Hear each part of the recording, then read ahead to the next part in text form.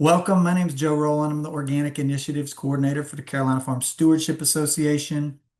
For those of you that don't know us, hopefully you know a little bit about us, but we're about a 46-year-old nonprofit focusing on sustainable agriculture in the Southeast. We've got a couple different arms and ways that we advocate and work with growers and to kind of sustain organic and ecologically minded agriculture in the Southeast. We're going to talk a little bit about that when we get started. But Sarah, you want to introduce yourself as well? And if people want to put who they are, where they're at, kind of what's going on in the chat, we won't have enough time to hear from everybody, unfortunately, but please feel free to do that. Sarah? Thanks, Joe. Hi, everyone. My name's Sarah Runkle. I'm the local food program director with CFSA. I live in Western North Carolina, and primarily oversee our food safety and market access work within CFSA, but have a background as a farmer and an extension agent. And am glad to have you all joining us here today. So thanks, Joe. But a little bit about CFSA, just our overall kind of vision and mission for what we do here. I'll let you take a quick look at. Um, this is a slide I really wanted all of you to see, kind of our farm services side of things, the organic production, technical assistance that we do for folks that are interested in organic production or certification. We work in food safety around gaps, harmonized gap, do some market access work as well. High tunnel production, if you've got the NRCS equip grant and you're looking for help in choosing the right tunnel, where to put it, or you have tunnels and you have production issues, we're here for you there, as well as some conservation planning around soil health and transitioning to organics as well. And then we've got a disaster recovery piece coming out of Helene, and now we're moving into some climate resiliency planning technical assistance. So if you're looking to have a more holistic, full farm approach to climate resiliency, that's a service that we're offering as well these days. So all this information can be found on our website. Here are a bunch of links if you want to screenshot, grab this, but carolinafarmstewards.org will get you there. Um, so today, we're going to talk about sanitation and best practices for weed management. Particularly, we're going to talk about cultural controls and prevention, right? We're going to, if you're not familiar with those concepts, we're going to kind of let you know what those are today. And hopefully, a lot of you were with us last time, a couple weeks ago, when we talked about kind of what weeds are, how to identify them, why they're problematic, um, the life cycles of them, how they reproduce sexually or asexually, and the ways that understanding those is going to be critical for us to create a strategy against them. So we're going to have a couple slides that briefly recap that, but that's a framework that you need to kind of have and understand to move forward confidently in creating a weed management plan. So, brief recap. What is a weed?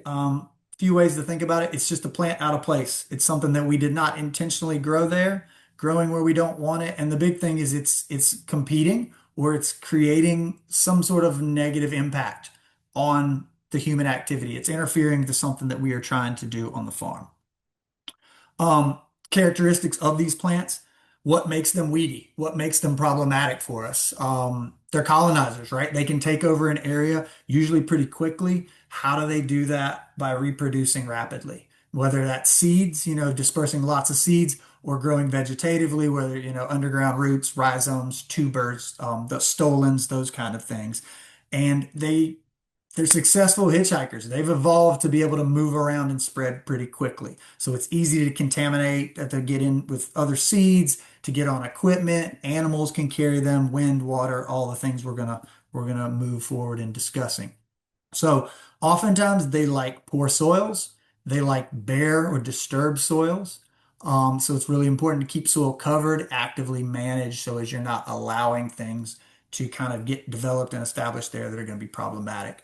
And then this fun word, allelopathic, meaning a lot of times they can exude a natural chemical that reduces and inhibits other plant growth. So you actually have a plant that's growing in a place you don't want it that is stopping other plants around it that you do want from growing. So definitely problematic in that case.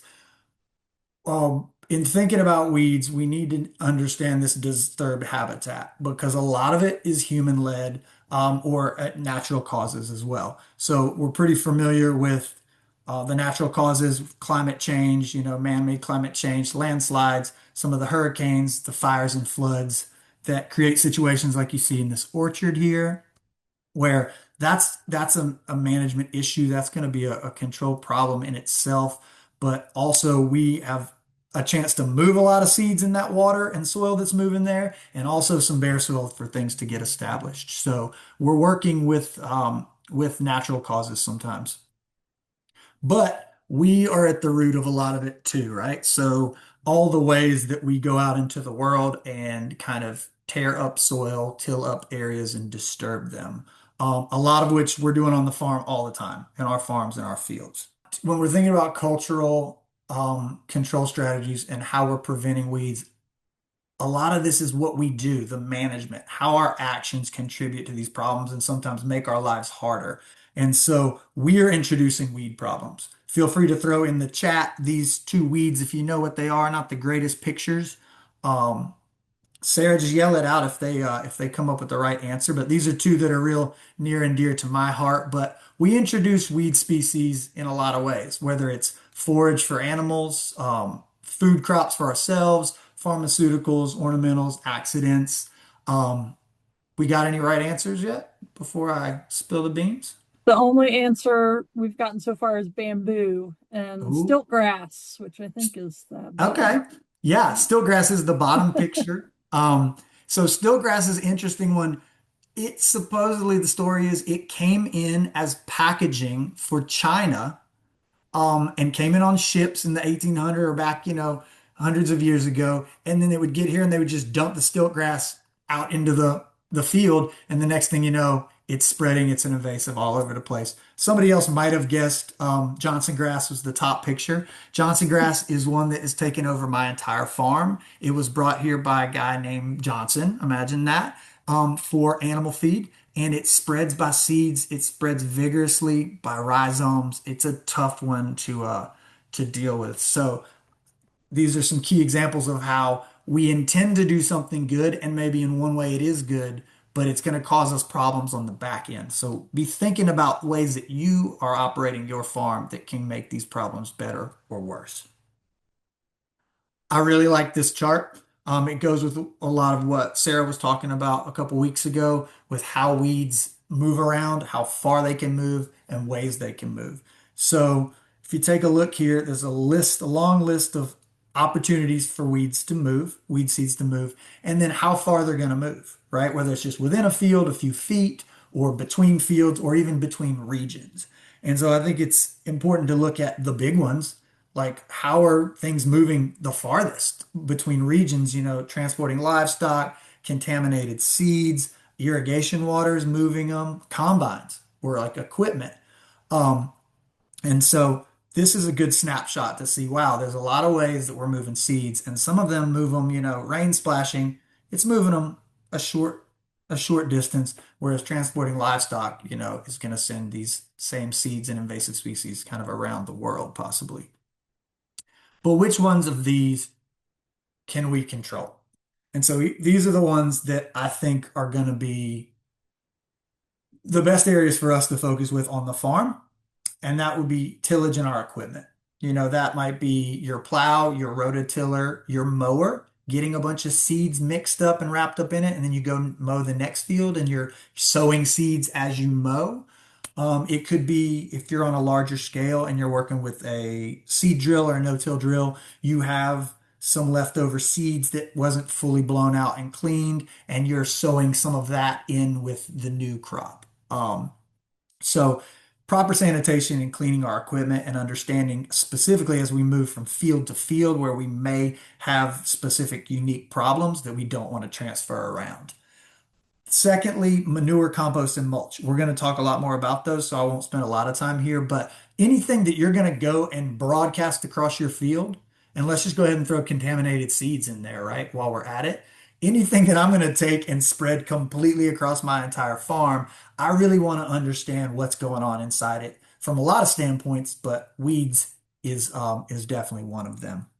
I guess irrigation water kind of fits that as well. If you're, overhead irrigating, if you're sucking water up out of a pond or something like that, we're going to want to know what's blowing into that pond, what's living in that pond, if it's properly being filtered before it's delivered to the fields. And then there's some of these bigger natural systems, wind, water, and soil that we ultimately may not fully control, but we have a hand in the situation, whether it be windbreaks, or trying to limit erosion, to keeping soil in place, to trying to slow water down when it's moving across your land. A lot of these things are going to just limit the distance that seeds and problem species like that are going to be able to move. So you've probably heard of IPM, integrated pest management. This is integrated weed management, which the concept is the same. This idea of many little hammers or many little strategies, many approaches, right? We're not just going to go out and spray a weed, or we're not just going to go out and hoe a weed. We're going to do a lot of different managerial practices, from proper plant spacing, proper timing, proper irrigation, fertility, all those sort of things. We might hoe as well, and we might spray in certain instances as well. Hopefully, organically approved materials. Some prevention strategies here. This picture is an amazing prevention strategy. This person does not want weeds. They have a raised wooden garden bed with what looks like to be some sort of purchased compost mulch situation. And then they have landscape fabric down with the holes burned into it. So they're going definitely about reducing the weeds in this operation. So lots of ways to be preventative. The first one is just proper mowing and not letting weeds go to seed on the farm, right? Not adding to that weed seed bank Sarah taught us about last week. Years and years and years of seeds falling onto the soil, getting covered with leaves and decaying and debris and grass as it breaks down, basically getting planted into that soil, and they're just waiting on the right opportunity to get oxygen, light, water in the right amounts at the right time of year, and they're going to spring to life. And so when we think about the amount of time some seeds can stay viable, 9, 10 years, 20, 50 years, it's really important for us to try to start to diminish that weed seed bank and definitely not to add to it. Field edges are a great place to have weeds, right? That anywhere you have, it's called an ecotone, right? Anywhere where you have two ecosystems that collide, there's a ton of energy in that situation. A great way to think about it is on your property, look at the tree line. Look at where the grass you manage and the woods interact. And there's so many cool species in there. Briars, things are climbing and crawling out of the woods and stretching for light. And we have that same sort of dynamic happening on field edges. So we often have a lot of weed species and things that are trying to go to seed over there, right? We've got disturbed soil, we've got fertility, we've got water. So especially like around your header pipes at the front of the fields, there's always water leaking there. There's fertilizer getting dropped there. So paying attention to the borders of your field and the edges is pretty important. And then going into your fields and roguing out perennial weeds. Roguing out is a term that just means going and getting them, digging them up, pulling them out. But those perennial weeds, if there's not a period where you can actively work to manage them, which we will talk about later, you have to just go out into the field and get them out of there, right? Because they are going to be a problematic long-term um, issue for you. Inspecting our inputs. This is anything we're bringing onto the farm and spreading out into the field, right? So we kind of said compost, manure, straw, hay mulches we'll get to, fertilizers, cover crop seeds, if I already didn't say that one. Any of those things we really want to get from a reputable place and make sure we understand what is in them. We're also trying to minimize the bare ground. We said at the beginning, a lot of weed species like to colonize those disturbed open spots. There's a niche there in the environment that they can kind of be opportunistic and jump into. So we want to minimize that, and we want to target our irrigation. That's why a lot of times we're looking at drip irrigation systems for vegetable production, or we're looking micro, misters, small scale stuff. When we broadcast water or fertilizer for that means is we end up with weeds coming up where we don't want them, right? Like if we can just water around our plants and just weed around our plants, then the pathways, the field edges, some of those other areas aren't going to be quite as big of a deal for us. So, limiting disturbance, we're not doing a ton of unnecessary tillage, leaving fields open and bare for a while. I think you guys got the idea there. We've talked about cleaning equipment. But crop rotation and cover crop, it's going to come back later in the presentation. But crop rotation, just moving these species around, and you in annual systems, you have a lot of openings, a lot of time of year where you're transitioning, you're moving things around. There's open spots, there's bare soil, there's a lot of different situations going. And so, just like with pests and disease, if we can move that production around the farm, we're not consistently creating an environment for the same problem species. And that can be pests and disease, but it can also be a weed. That if we're always managing the same field, the same time of year in the same way, we are kind of in a way selecting for that same weed problem to exist there. So crop rotation is huge, and then cover crops is huge. That same competition that weeds can be to us and our cash crops, cover crops can be to the weeds, right? They're going to compete for the sunlight, they're going to compete for the nutrient, for the moisture. And in a lot of cases, if we pick the right species at the right time of year, they're better able to compete. They can outcompete some of the weed species. Cultural controls moves more into our management, like directly the things that we're doing. I think I just kind of alluded to the water and nutrient management situation. We want to target those applications. It's going to depend on your scale. If you're a larger scale farm on multiple acres, it might be the easiest to broadcast fertilizer, to spread it across the entire field to start and then do some targeted, side dressing or fertigation or things like that after the fact. The same thing, depending on how you manage weeds, if you're doing a lot of it with, cultivation, mechanical cultivation, then drip irrigation systems aren't always the easiest to deal with. You've got, hose pipe laying in the way when you're trying to cultivate. So you may have some of these broadcast systems and overhead watering systems, right? But whenever possible, if we can limit the amount of excess water and nutrients going into non-production areas, pathways, things like that, it's going to be a cost savings to the farm as well, right? So targeting where we apply those things is important. And then how we prepare our seed beds. If we're doing a lot of tillage, if we're doing a lot of deep tillage, we're making raised beds where, we have bed shapers that's moving soil from the sides to the middle. We're taking weed seeds from that whole area and bringing them right to the center of our bed, right to our production area that now we have to deal with. So, doing light, shallow tillage if you can, using different equipment depending on your scale again, that doesn't disturb weeds as far down, just, a top few inches to kind of get to that seed bed that you need for seeding. And then there's some fun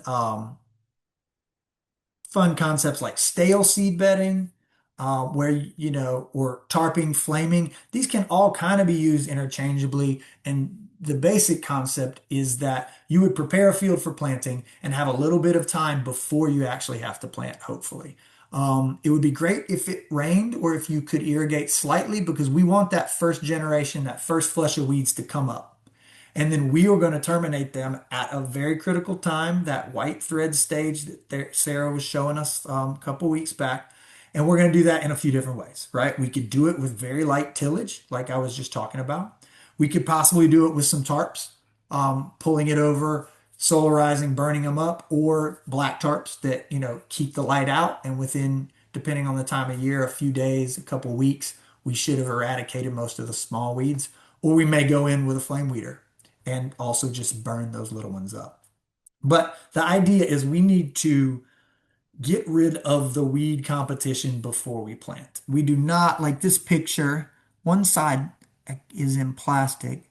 and then the other side looks to be bare ground with weeds popping up, we would not ever want to be planting into that situation on the right-hand side. We've already kind of lost that battle. We would need to till, mulch, tarp, do something to the right-hand side there to get it reset before we could go in with plants. Um, and then going in with the correct seeding dates and seeding rates is going to be really important to you, right? So if we think seed dates, if you put a plant into the field in a situation that is not really optimal for it, it's going to struggle. It's going to take time to get going, to get up and growing, to get out a nice canopy and start to kind of shade the area around itself. And so sometimes we put plants into a poor situation in which the weeds are ready to go and our plant, because of temperature, soil temperature, whatever the case may be, is held back and it's going to be a little slower.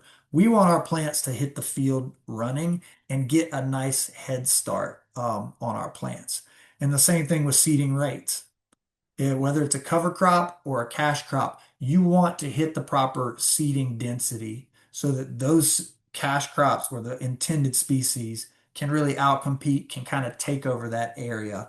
A thinly planted cover crop, if any of you have ever had the displeasure of seeing or dealing with, is a problem, right? The weeds are just able to kind of coexist in that situation.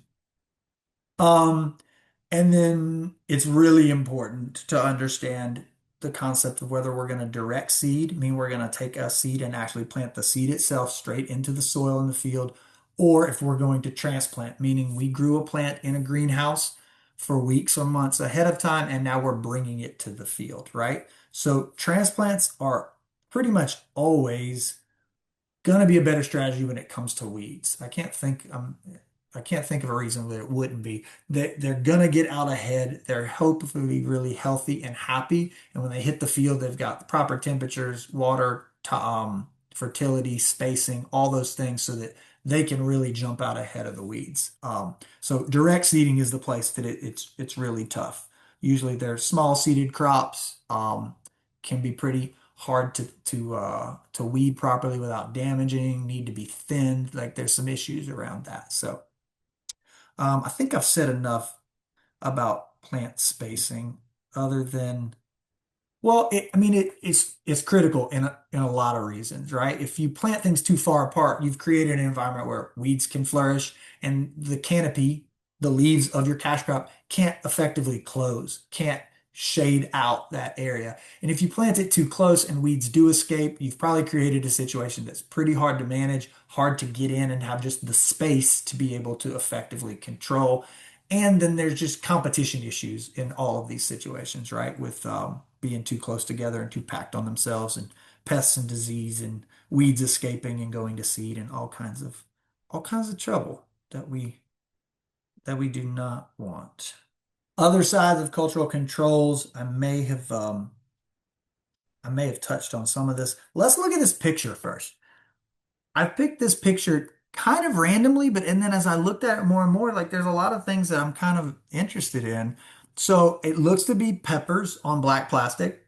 Great control strategy, right? Like for the most part, black plastic is going to control almost all weeds. Nut sedge will pop through it sometimes is a problem, and you will have weeds around the holes where the plants are. But this is a good control strategy. It can be problematic on the shoulders. You can kind of see where the soil is up against the edge of that bed. That can be a tough spot to deal with without some mechanical cultivation, physical cultivation, chemical interventions, things like that. It looks like this person is I don't know what's happening, y'all. I want to say they're going for a living pathway, which is something we'll talk about a little later, right? It's like almost plant a cover crop, a beneficial species that isn't going to be too hard to manage, isn't going to get wild and out of control in the path, and it's going to compete a little bit for you. It's going to keep soil covered. You're going to have less splashing, less erosion. Like it's a good situation. It also could be a field that is Ooh, this is just occurring to me. I have another thought now. It could also just be weeds. Like I see a lot of different things going on there. So this could be what this field would look like without black plastic, right? Which is that's pretty critical to understand, right?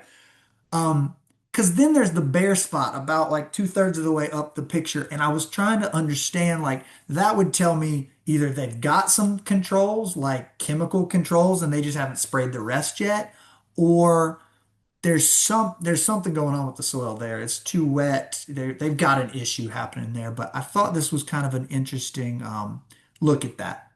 So, and it's got a few different practices happening in it. So, um, back to cultural controls, the shading of the plants. We've covered that. You can kind of see it pretty well here. It doesn't matter as much on black plastic or at all really, but you can see how these peppers are starting to touch. They're starting to get close together. They're going to start to really shade each other out. So that's what we would be going for on bare ground as well. Permanent beds or pathways, I just kind of talked about. Um, yeah, I think we've hit most of the stuff on this, but I'm interested in that picture. Cutting edge cultural controls. I should have mentioned before, Sarah may be sharing some links, but we are going to be sharing some links with you for a number of different documents that we've pulled from for this presentation in general, just some good resources for you. This came from Mark Schoenbeck, CFSA member, awesome farmer. Um, I found this document of his and I really like the way that he put it together. So we're going to share that with you. But cutting edge, these are a little bit more complicated. I'm not going to lie to you. You're pushing the envelope a little bit more and the margin for error is a little bit tighter, right? You can screw some of these up and create a problem for yourselves, which that is feels like half of farming in itself is I could maybe screw this up and create problems for myself. So welcome to farming. But intercropping is this idea of planting two different cash crops in the same bed in the same area, right? And so lettuce and tomatoes is a good one, bean and corn, radish and carrot. The idea is we're going to use the two to fill space, to hopefully close the canopy faster, to shade out areas of that bed. We're also going to produce multiple crops in that square footage, and hopefully like increase our profits at the same time, which is always great. But I think a point to think about with this is it works well with like corn and bean. Well, what's the difference? Beans is kind of a lower, bushier grower. Corn's a grass, a tall, slender grower, right? Tomatoes and lettuce, same idea. Radish and carrot, same idea to an extent, right? Carrots are going to be a little more slender with the tops, where radishes are going to bush out and be a little more broad-leaved. And so that's kind of the idea if we're thinking of it as a weed strategy, right? Because we want to create that canopy, whereas the lettuce is going to help reduce weeds around the tomatoes. You could also maybe call this um, companion planting. I think the difference is going to come down to why you're doing it, right? Like companion planting, we may tend to think of it more for like pests or something like that. But the two are very similar. So don't get completely confused if you hear those used interchangeably from time to time. I think the intent is really the difference in the names. Enter or overseeding. This is one I've played with a little bit, not enough to have a lot of good personal data, but we're gonna go ahead and sow a cover crop into an established cash crop. The example I'll use that I have played around with is clover into a broccoli crop in the fall, right? So I've got a broccoli crop that's up, it's doing well. I'm gonna come in and I'm gonna overseed broccoli. I'm going to overseed, sorry, clover into the broccoli. And then I might hoe, or as I'm just doing any, hoeing and weeding around the plants, I'm hopefully going to get those weeds incorporated a little bit, get good seed to soil contact, um, and get those growing. And they're going to establish throughout the winter, keep that soil in place, whereas it might have just been bare ground and growing a lot of weeds underneath the broccoli if I wouldn't have. The timing's important. Getting it established is going to be important. So results may vary as you're learning about this, and it might take a little deeper dive to kind of understand some nuances. Same with self-seeding a cool season cover crop. Um, the idea is you're basically allowing a cover crop to go to seed for the subsequent cool season, right? So you've got a spring cool season, or you've got a overwintered cover crop that goes to seed. it may, some of it may germinate, but hopefully it's not really problematic through the summer. And then it's there to germinate in the fall when temperatures get back to kind of what it's looking for most of the time. This one's interesting. Um, Keith, if he's on the call this week, he was asking in the chat a couple of weeks ago about, he has this instance right now. He's got a cover crop in the field and he's like, should I mow it? What should I do with it? What if I just let it go? I'll let it go to seed. It'll be there for next season. And I love that idea in a lot of cases. But what we have to understand is what we're going to do next. And does it make sense what we're thinking now for next? I think it's easy to think, yeah, let me just grow my own cover crop. I'm going to save money on seeds. Like this is a good ecological decision, and it may 100% be. But we would need to think about Sarah's info about how long seeds are viable, because if that ryegrass is going to be viable for 10 years, then we're going to be fighting it for 10 years. And so Keith was saying he wasn't going to produce anything in that field for 2 years. He was just building soil health. I would maybe lean towards, yeah, that sounds safer. If he was like, no, I'm going into carrot production like immediately, I would say, hey, let's not do that. Let's terminate it without seeds, without letting the seeds fall. So it's definitely a cool way to go about it. And then I think Sarah's gonna share a resource about seed predation, beetle banks. Um, Mark in his document talked about mowing a field, but having enough time in your rotation to where you can mow a field and let it rest for a week or two and not go straight into tillage work and things like that. And if you can, you give opportunities for creatures to come and eat those seeds. So if it works in your rotation, that's a really cool ecological way to go about it.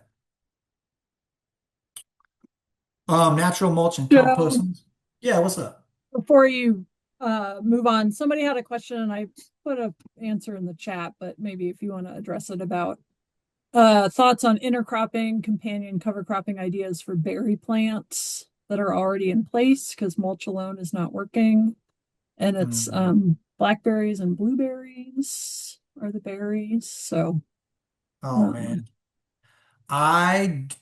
Don't. I wish I did. I have the same problem. I have blueberries that are a perennial issue with weeds. I had fabric around them for a really long time, but I have a lot of vines and a lot of things that are crawling across and climbing up into them. So I would want to do a little more research on that, and I'm happy to talk with them and reach out for some other resources around that. But off the top of my head, I don't know. Unfortunately, I think a lot of larger scale orchards and farms like that are using they're either using like chemicals to keep bare ground around it. They're using some heavy mulch.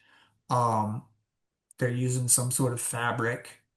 Um, but there are a lot of cool options for orchard management that we'll talk about some of them later on. But there's special mowers that can kind of go up underneath to the edge of the tree or the edge of the vines.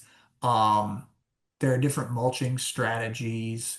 There's cultivation. There's some tillers that can be set up offset that can literally go in and disturb soil around there. I don't think I'd want to do that a ton with berries and the root systems on them, but maybe more in like established tree culture or something. But I'm yeah, sorry. my only thought was Yeah. like, a low growing clover could work, but you'd have to have your weeds under control first because Mm, once you plant or intersow, you don't have an opportunity to control those weeds without disrupting the cover crop that you've planted underneath. So yeah, if you totally. you Unless you're know if you mowing. have issues with perennial weeds, I would be real cautious about investing in a undersowing until you have those weeds under control.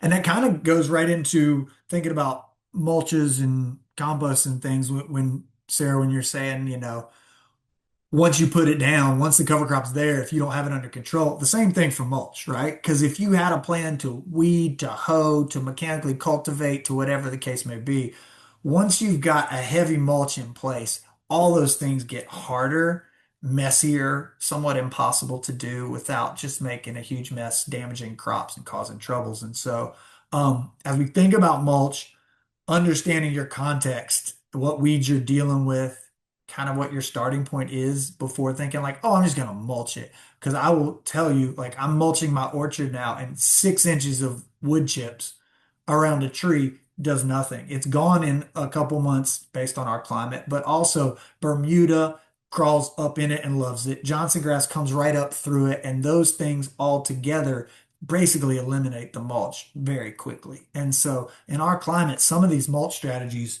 um, they're they're tough, but nonetheless, mulch, awesome. It is an awesome opportunity. A lot of the smaller scale market gardens are doing it super effectively right now. Doing deep compost, which we can debate and talk about kind of what is and isn't appropriate. Happy to have that conversation.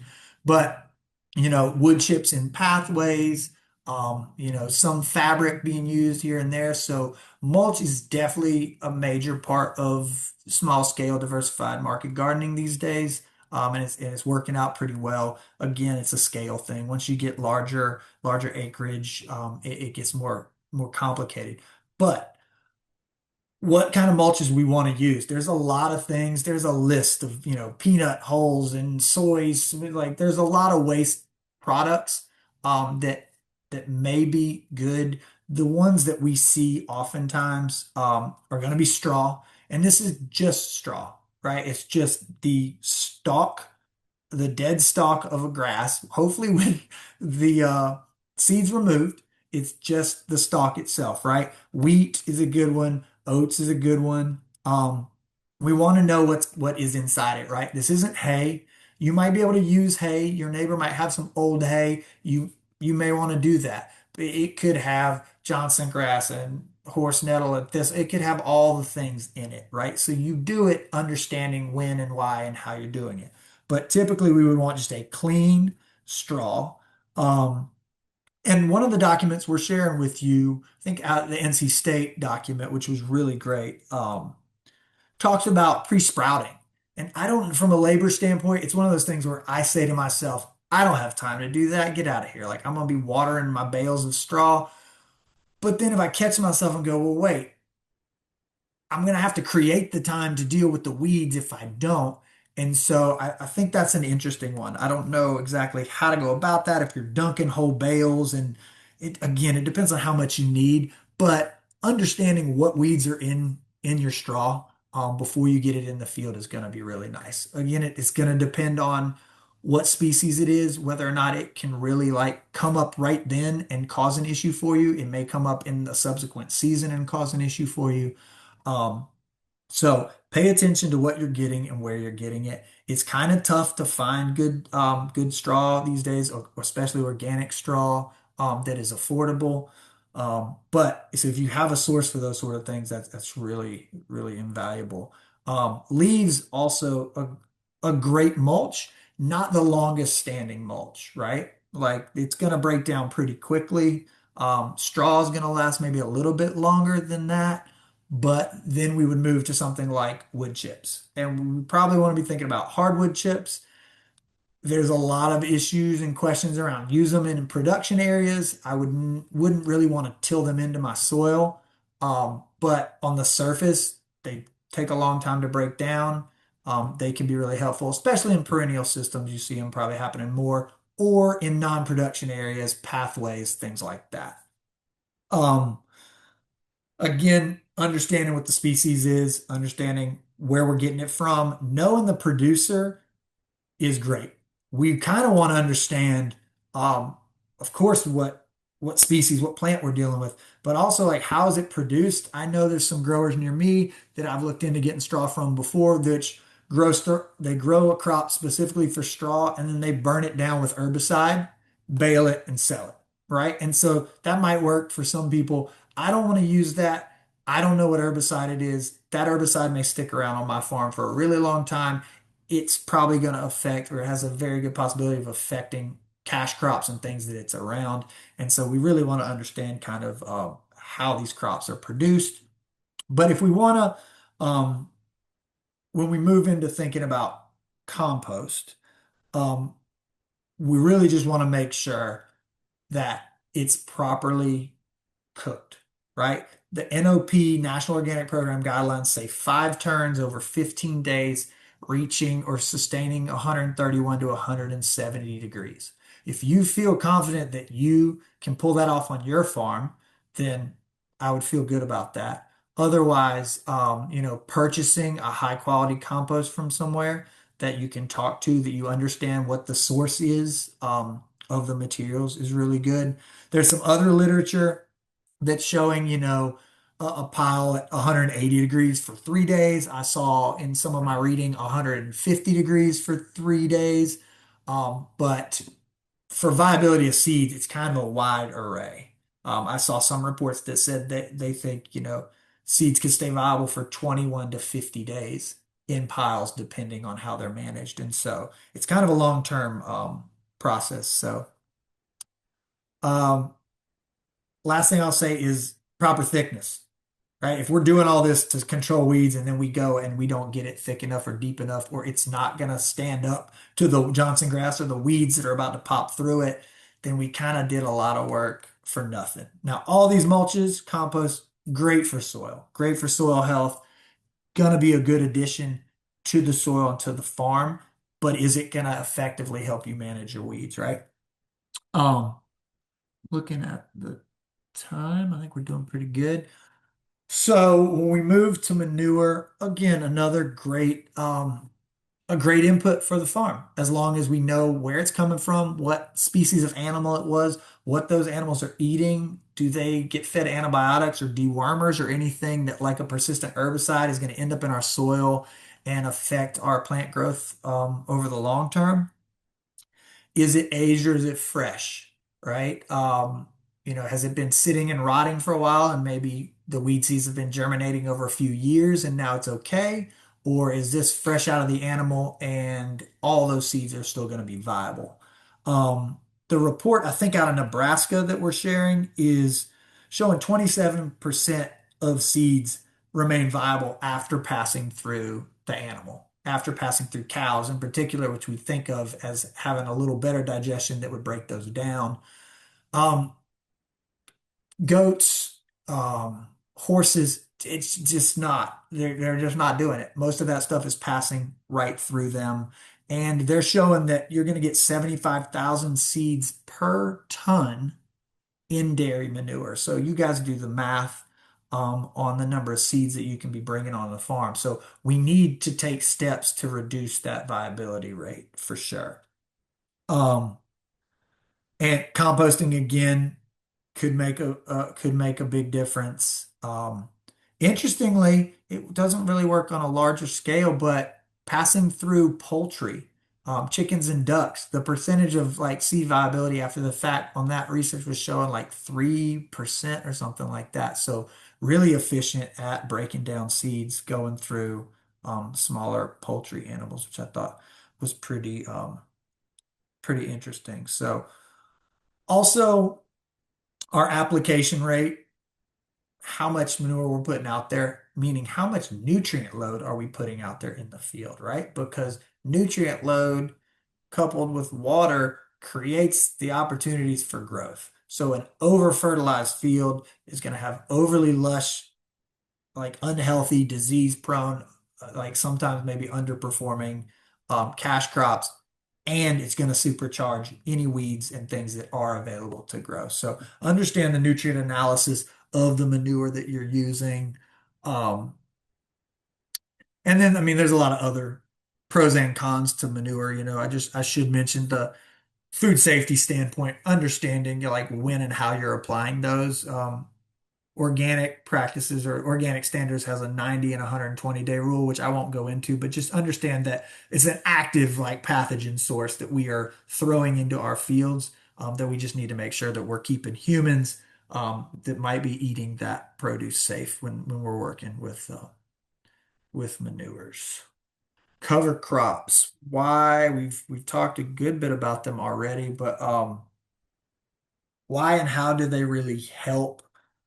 First of all, I guess there's a couple different categories, cool and warm season varieties of cover crops. We need to make sure we're going to pick the proper one for our season, right? That goes without saying.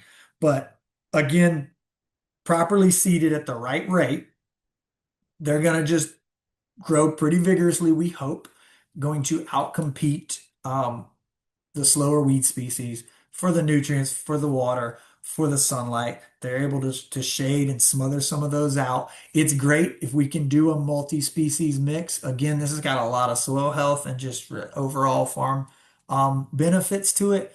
But from a weed standpoint, again, we want that almost like that relationship I described with intercropping, where we've got something with like a fibrous dense root system like grasses, and then we have something that's a little squattier and broader growing like beans or something like that. So they're both kind of working to compete in their own ways, whether it's shading or competing for nutrients and water. Um, Getting a legume into the mix, obviously nitrogen fixing, creating its own fertility for the cover crop that's growing. Great beneficial quality for the cover crops in the soil itself. We talked about terminating before it's going to seed or not. That's a decision based on the circumstances. In most instances, in a vegetable production cash crop annual system, I would be trying to terminate before seed set. From a weed standpoint, yes, we don't want additional seeds in the seed bank, right? But also from a nutrient standpoint, from a soil health, when the plants start to flower or get like a percentage of flower. I always forget, I think it's 30 to 35%. It's kind of when they have probably most of the energy up into the plant. That's a great time to terminate to try to feed some of that energy back to the soil. So it's kind of a win-win there that you miss out on the seeding and you also get the biggest bang for your buck from a like hopefully biomass like overall organic matter volume wise, but also like a nutrient load in those crops. And then no-till production is great. Rolling and crimping a standing cover crop, which is the idea of leaning it over, bending, not breaking the stem, but cutting off that flow of nutrients through the pathways called xylem and phloem in the inside of a plant. And by doing that, you kill the plant in place, but keep it intact. And why I don't have a picture anywhere in here of that. I do not know. But it's a great strategy. It's a complicated strategy. The timing is critical, is something that we won't deep dive into now. But in theory, it's a beautiful system where you grow a crop, you kill that crop in place. It creates a nice mat of carbon there, suppresses weeds, great stable food source for critters in the soil. It's a great system. There's some ways to do it on a smaller scale that don't take high tech, expensive tractor based equipment as well. Um, a lot of people are doing it, with tarping and mulches, compost, and things like that. They're just creating an environment where they don't have to disturb the soil repeatedly. So happy to deep dive on that. This is almost a picture. Sarah, you added this picture. That's beautiful. This is pretty much a picture of no-till. Roller crimp no-till would look a little bit different. This is a mode no-till situation. Sarah, you're welcome to jump in here, but the idea is we're thinking about how we plant, what crop we're planting now, cash crop wise, and the weed challenges that exist in that framework and what that's going to mean to us in the subsequent seasons, right? So here we would have a summer harvested cash crop. We would go into that late summer, fall planted cover. And then the next year in the spring, we would come in, mow that cover crop down, and have broccoli transplants ready to go. And so now we've killed that rye vetch cover and we're going to stick our transplants right into that mulch. And that's a no-till system right there. I'm going to push back on this slide just a little bit.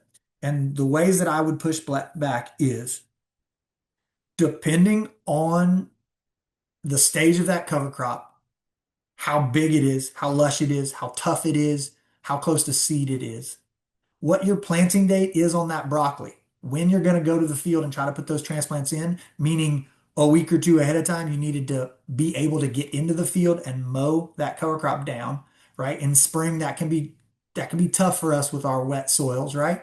Um, Are we going to end up missing the window and having some seeds go into the soil? And also, are we going to completely kill that rye and vetch, or are they going to be able to continue to regrow from the ground level and compete with that broccoli crop? And then finally, vetch is kind of a scary choice. If it gets away and escapes, vetches can become a problematic. It's a wonderful nitrogen fixing crop that's been used a lot over the years. I feel like it's falling out of favor now because farms are running into issues with it. So that's my disclaimer on this slide. But the theory itself completely accurate and makes sense to me. Crop rotation, I think I got it. I think you guys have it at this point. We've talked about it enough. Fallow periods, though, I think show up in a moment again. But fallow periods are interesting to me. Let's just go and see if they show up right. They show up right here. It's like we put this thing together on purpose. Fallow periods are a period of possibly bare ground, which I told you never to do or to minimize, but it's actively managed bare ground, right? And I think planning these fallow periods into your rotation make a lot of sense, right? So here's an example of a cash crop in year one. In year two, you put in a cover crop. You come out of that cover crop, right? So let's back up. Cash crop has weeds growing in the system. You're managing weeds best you can, but you're growing a crop, right? So maybe there's some weeds there that escape. Some things went to seed. That's life sometimes. We're going to put in a cover crop right behind that for all the reasons we just have talked about. We're going to try to compete. We're going to try to shade it out. We're going to try to fight back any of those weed seeds that want to germinate. We're going to try to get rid of them. Now going into that next season, we fought them for a season with cover crops, and now let's watch and see what comes up without a cash crop there. So if a bunch of them come up, we have every tool in the arsenal at our disposal. We can go in and we can till, we can spray, we can just you name the thing that feels right in your context, you can do it, right? And so I think building in these fallow periods makes a lot of sense and doing it in the right season. Because see, like Sarah taught us that these weeds are seasonal, right? Winter annual, summer annual. So if we're fighting a problematic weed in our tomato crop in June, a bare fallow in the fall is great because it's going to fight those weeds, the winter annual cooler season, but it may not be fighting the dormant seeds from your summer issue, right? Your summer annual. So think through when you want to do those things. But it is a great opportunity to deplete perennial roots, mowing them repeatedly, disturbing them. Um, Really good time to do that. Just try to zap them of their energy when they're weakest, and you will start to kill some of those like those more longer lasting perennials. Staying with this concept that I really like of we planted winter squash on bare ground. We're gonna have weeds, right? If anybody's ever planted a winter squash, once the vines they vine, you've kind of run out of options. You're not going to take tractors in there without damaging the crop. You can try to wade in there and weed a little bit, but it's problematic. So you're probably going to have some weed problems directly after that, right? So the next crop shouldn't be something really hard to manage weeds around. It should be something that's pretty simple, like short season spinach, radish, lettuce. Things are going to be in and out quickly, got a lot of open space. You can see the problems, you can deal with the problems. Or a large seeded crop, something, beans, maybe corn, something that could easily be dealt with the weeds. So that makes a lot of sense is knowing yourself and your farm enough and your crop rotation enough that this is going to be problematic. So let's do something that's not problematic afterwards. Now that is easier said than done because there's so many other things we're trying to figure out in crop rotations, like what family something in, disease cycles, pest cycles, all those sort of things. So here's just one more variable for you to figure out how to take into consideration while you are farming. On the opposite side of that, if we put winter squash on black plastic, weeds are suppressed. We know we're not quote unquote, we know we're not going to have. Putting black plastic down for a season does not guarantee that when you roll that plastic off, the weeds don't come popping up. But let's pretend that it does in this context. Um, if we know we got a weed-free situation or a crop that did not have a lot of weed pressure, then the next crop could be something that is a little tougher to deal with, like carrots or onions or something that it takes more attention to control. Again, think about seasonality, right? Because if it literally comes directly after, it may be different weeds that you're dealing with. But um, these are the ways that you need to be thinking about crop rotations and weed issues on the farm. There've been a couple questions in the chat. I've been trying to respond to them. Yeah, and I'll just add, I put a link here to an article written by the Nordells. I don't know if folks are familiar with them. They're farmers in north central Pennsylvania that farm with horses, but they have put a lot of time and intention into um, eliminating weeds from their farm, which sounds impossible for a vegetable producer, but they've implemented a lot of these cultural and preventative control strategies over the years, including like they screen all the cover crop seed that comes into their farm before planting it to eliminate any weed seeds that might be coming in on um, with those cover crop seeds. They do intensive composting. Um, they don't use any plastic. They do all cultivation, but they implement that like alternating cash crop, cover crop cycle by year. So they're flipping fields and using cover crops and bare fallow to control any weeds that are present before planting cash crops the next year.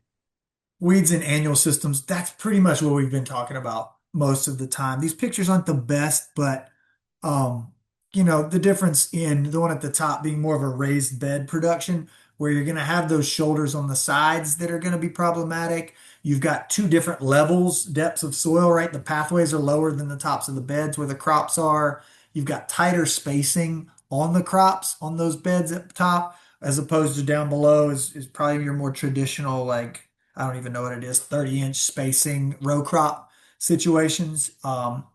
Both are going to work. Both of these fields look clean and weed free. Both of these fields have a lot of exposed soil, which is a downside of annual systems, is we're managing to keep those weeds down, but therefore we end up with some open, some bare soil. But both of these fields look really good. They're going to have different equipment, different setup, different considerations in how they go about cultivating, managing the weeds based on the spacing and just the overall field design. So keep that in mind. Couple highlights, a lot of recap, but disturbance is twofold, right? Disturbance is problematic, it germinates weeds. And then there's all the other reasons for soil health and issues with mycorrhiza and beneficial organisms that is problematic. But it's also very effective, right? At destroying weeds, right? But the timing is critical, right? That white thread stage. I say it over and over because I've lived it for years and years. I was behind the eight ball and I didn't have time to weed and I didn't have time to deal with it. And I would look out and like, oh, okay, all right, that field, oh man, I'm seeing weed. I got to deal with that. And then I would fight for days to fight back these weeds. And finally, somehow it clicked over the years and I started to cultivate immediately. You plant a crop within days, a week, you're cultivating before there are problems there. You're eradicating those weeds when they're super small and they cannot fight back. It makes all the difference in the world. So timing is really everything. Annual systems create a lot of opportunities to terminate weeds and to fight weeds, which is a good thing in a way, right? You'll see in perennial systems, once they're there and established, it's a different ball game. But there are a lot of these opportunities for cover crops, opportunities for tillage, opportunities for predation, opportunities for fallow periods, like we were just talking about. So, um, love no-till systems if you can make it work and you can get to the point where you're not disturbing and bringing up new weeds and you're not in bringing in new weeds either. You can create a system that has a lot less weeding involved, as Sarah was talking about with the Nordells and lots of other growers. So, um, different weeds throughout the year, different life cycles, different ways of being spread, of propagating, like lots of differences and nuance that you have to kind of start to become familiar with on your farm. What are your issues where you are? Always going to be an ongoing thing where you're going to be talking about it and tweaking how you deal with these things forever. Definitely always watching edges of beds, edges of fields, because there's just constant competition for it. And a lot of times the pathways are the biggest issue. You got to deal with the area around the plant, right? That's where you're making your money. But figuring out how it works on your farm, whether you are cultivating with a tractor, spraying with a chemical, mulching, landscape fabric, like whatever you're figuring out a way to do it to quickly and efficiently control those big swaths of area like pathways, header pipes, field borders, things like that. Um, Pretty critical. And then perennial systems, I don't know a ton about perennial systems. We shared a document about pasture. I think that was out in Nebraska as well that I think is pretty interesting. I'll talk a little bit about in a minute.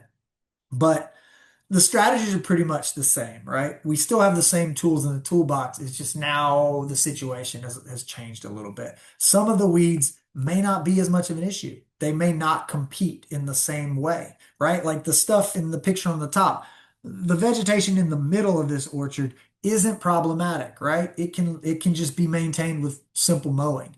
Whereas obviously they have the area around the trees a lot cleaner. Um, there are opportunities to establish beneficial habitats, to bring in beneficial species that you can, from a permaculture approach, mow down and use for mulch. Mow and blow. Mow it, blow it onto the tree. You're gonna mulch in a way. You're also gonna feed some nutrients back in there. We probably want to make sure that we're doing it at the right time, like we've been talking about, so we're not spraying seeds over into our tree rows. Um, Another benefit, you may be able to go in and eradicate that issue one time and be pretty much done because you're going to have weeds blow in and get animals are going to bring them in, but you may be able to get some things under control more easily than if you're constantly disturbing and moving soil. So the other side of that is you're not constantly moving soil.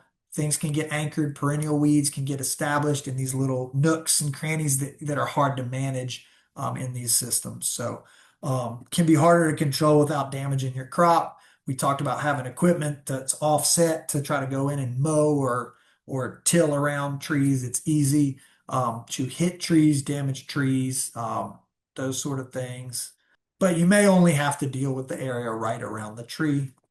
Or like that picture on the bottom.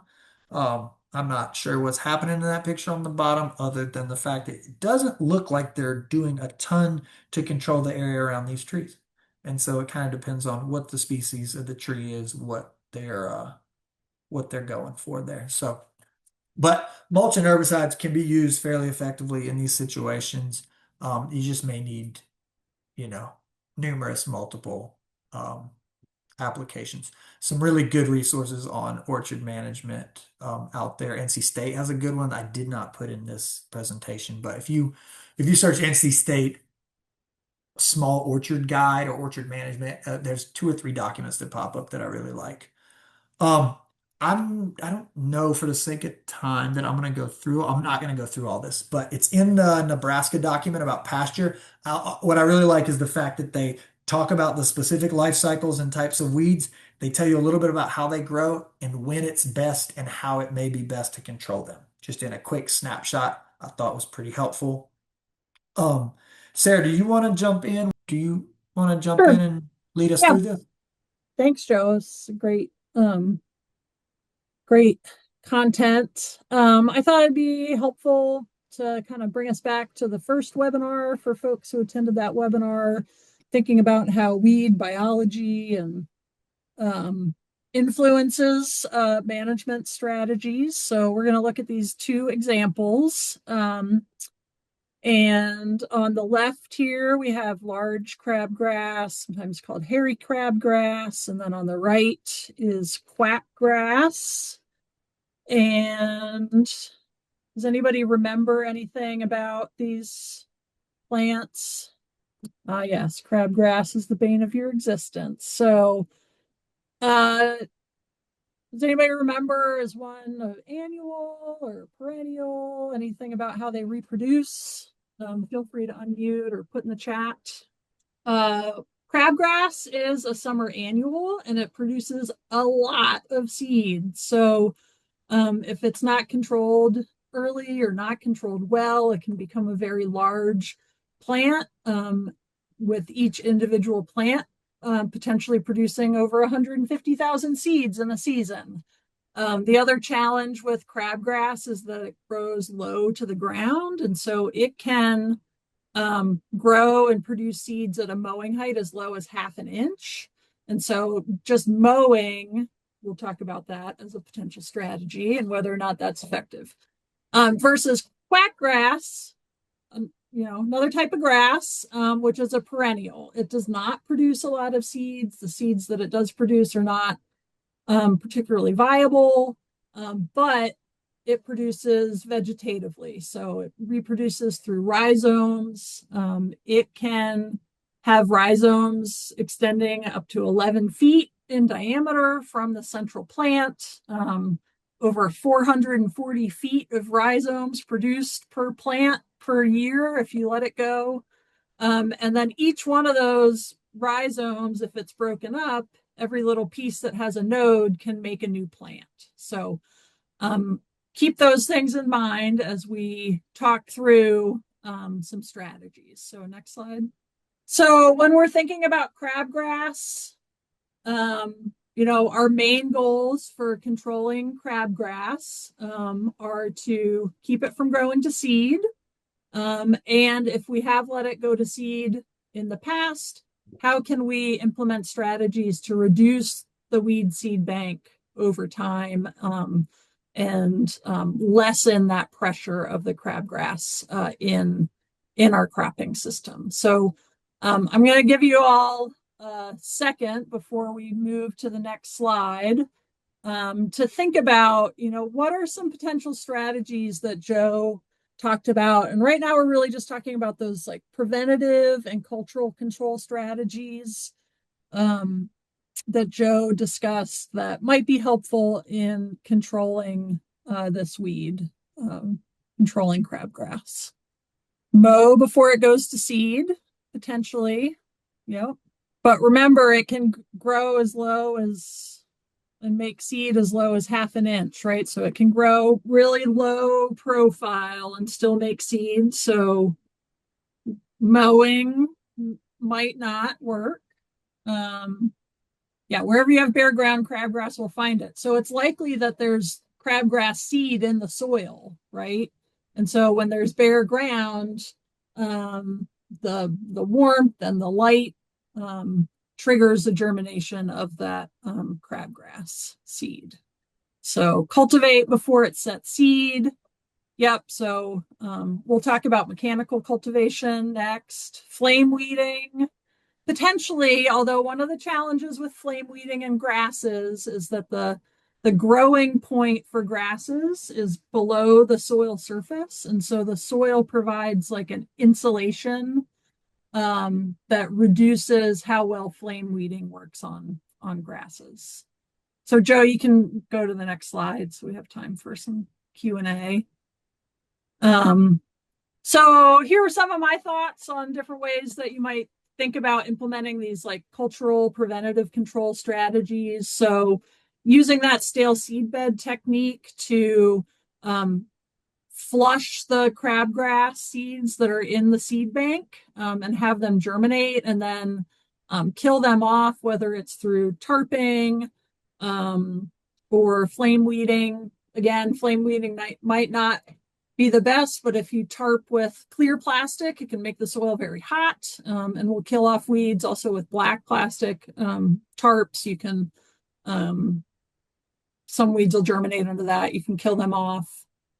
Thinking about your crop rotation, right? So those examples that Joe shared of like, if you know that you have like a lot of crabgrass seeds in a particular field, you might not want to plant carrots and onions in that field for a while until you get them under control. Like picking crops where you can actually that can outcompete weeds, or where they're very easy to get in and control the crabgrass over time.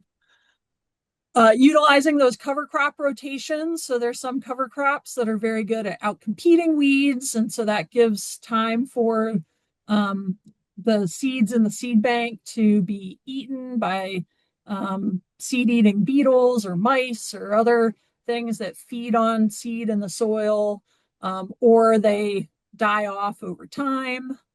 Um, some cover crops also have allelopathic properties. So when you till them into the soil, it can prevent the germination of other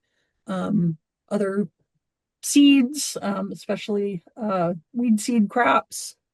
If you are going to use manure, make sure you compost it properly, right? Like if you have animals grazing on pasture, maybe they've ingested some crabgrass. Do the promote that seed predation, because if you have crabgrass, you likely have a lot in your weed seed bank. And then, yeah, mowing maybe might work, but also remember how low to the ground it grows. And so you might not want to just rely on mowing as a strategy for controlling crabgrass.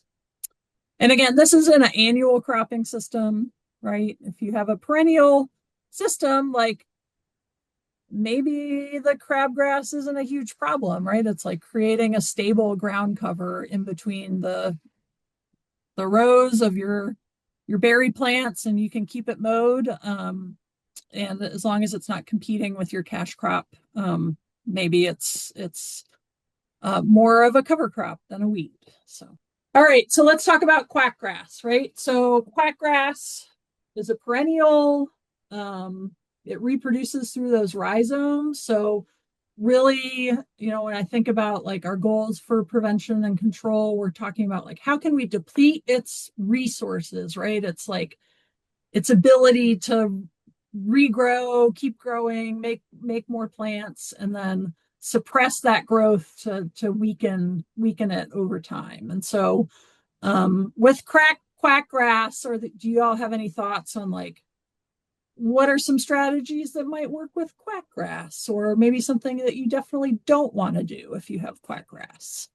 I have quackgrass in my asparagus patch right now, and I'm just gonna have to like either abandon the whole thing, or I'm gonna like dig up and save the asparagus crowns and replant them in a new place because it's untenable situation. So again, cover crops, crop rotation, same reasons that we just talked about, like that, especially with the bare fallow, knocking it back. Typically, we don't recommend tillage when we're talking about grass or a perennial that can reproduce through rhizomes, just because like every single one of those little root pieces can create a new plant. But if you have like an intentional strategy to knock it back when it comes up over time, you'll reduce its ability to grow back. Um, Again, good compost sanitation. So if you're don't put quackgrass in your compost pile, right? Like there are some weeds that are really problematic that don't put them in your compost pile so they don't become a problem later on. Um, Make sure you're cleaning equipment between fields, especially any tillage equipment, really all your equipment, because all those little pieces can stick. They can get embedded in dirt that you're moving around. So, tillers, discs, sweeps on a tractor, mowing equipment, right? Like make sure you're really cleaning your equipment well, especially if you're coming from a field where you have a problematic weed like quackgrass into a field where you don't have it. You don't want to be moving it around your farm unintentionally. Tarping could potentially work as a way to like reduce its kind of strength as a plant over time, but we're talking about like longer term tarping and with material that is durable, right? So quackgrass is one of these plants like nutsedge that can like poke up through black plastic that you might put on a bed, right? Like it is very strong as a plant. And so long-term tarping with a heavy duty tarp could be helpful. And then, if you're in a perennial cropping system, right, like what are your options with quackgrass? Thinking through again, like, maybe it's not a problem if you're in an orchard. But in a berry patch, or if you're in a perennial cropping system where you have limited water, right? You don't want the grass to be competing with your cash crop for nutrients or water resources. And so like my asparagus bed, right? The perennial cropping system, like if you have a really um big problem with this particular weed, like some of these cultural and preventative strategies might not be effective. And so that's when we move into, in the next webinar, we're going to be talking about mechanical, chemical, but focusing on organic chemical options. And then we already talked about some biological methods today with like the weed seed predation. So that's it for the examples, and I'll hand it over to you, Joe, to kind of close us out.